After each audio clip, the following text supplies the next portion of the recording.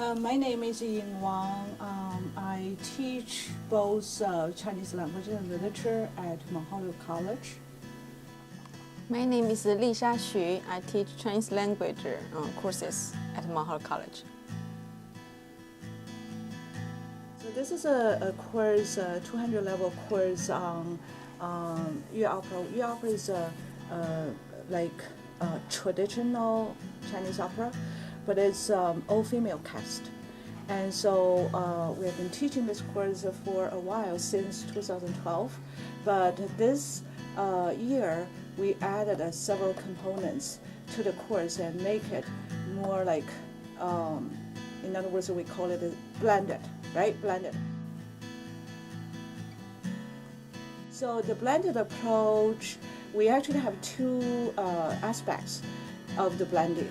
So one is to add some, to use the technology, for instance, like making little videotape for the so-called backstage practice.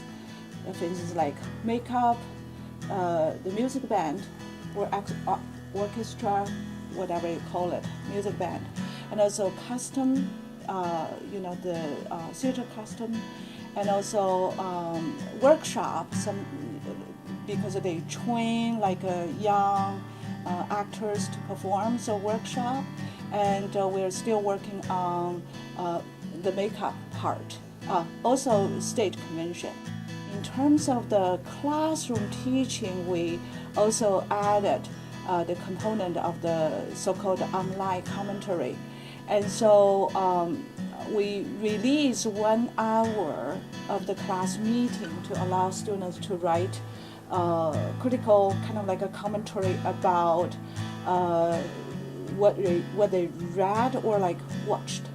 So blended learning does help teaching and learning to kind of like open it up, because we tend to be limited in the classroom, particularly when we talk about a course like this, because this kind of course you're dealing with art, still live on stage and still performing somewhere in China, right? And with blended learning, we are able to transcend the limitation of the classroom.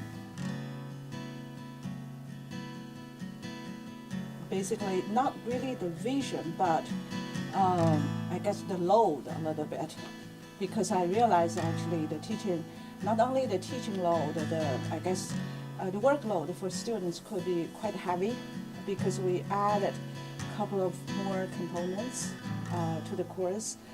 So one of those components is the online commentary. So I planned to add 4 online commentaries for the students, but actually only added 3. Just the online commentary alone added like 51 little piece of writings for me to read, and also like to provide feedback, right? So I guess workload is one thing. The other thing I really I wouldn't say it's a challenge, it's more like exploration, basically talking about student self-assessment, because I haven't done this kind of thing before, so it's really new to me. I wasn't very sure how to do it. I'm still exploring. so it's a kind of like a new experience, and I hope it works.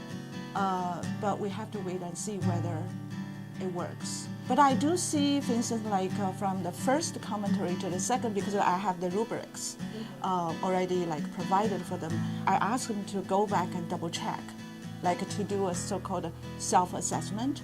So I do see some students making improvements. So they say, oh, so this commentary I didn't really provide evidences, and so I should really do that. So I can see some of the students are already making progress. But to me, it's still kind of like learning experience. In a way, I feel like this project probably is a little too ambitious that made us really, really busy. for the commentary, I used Moodle Forum, and that's new actually. I never used it for my classes, and so I learned it from our liaison, from Carol Pinto. She was very helpful. She came to my office and helped me to figure out how to use it. I think it's quite user-friendly. It's very easy to use. So I probably in the future will incorporate it into my maybe other classes.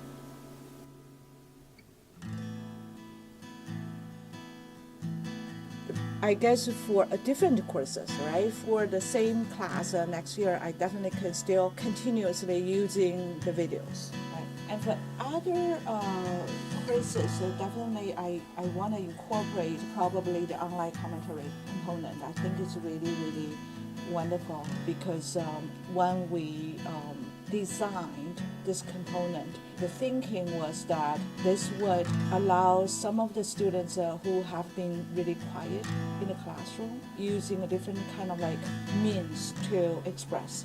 The second purpose was to really, try to make them writing consciously, writing for a very clear, I guess, purpose, a very clear point, and also to have a certain kind of like a guideline to follow.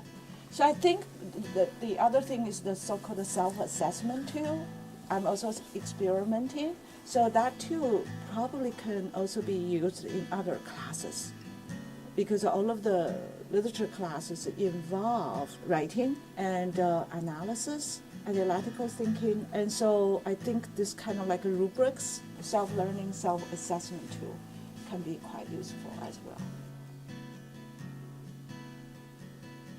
I would say, try to use one tool really, really well. And I tend to be overly ambitious when I, design project. I've been doing two blended learning projects, and both are quite ambitious, I think. So maybe I will urge my colleagues who are doing something like this and try one thing and really have time and energy to provide guidance for students and try to figure out how to do it more effectively. But definitely, I think blended learning is something definitely going to be, I guess, included in the classroom, right? I think in the future Yeah, in the future, I think so.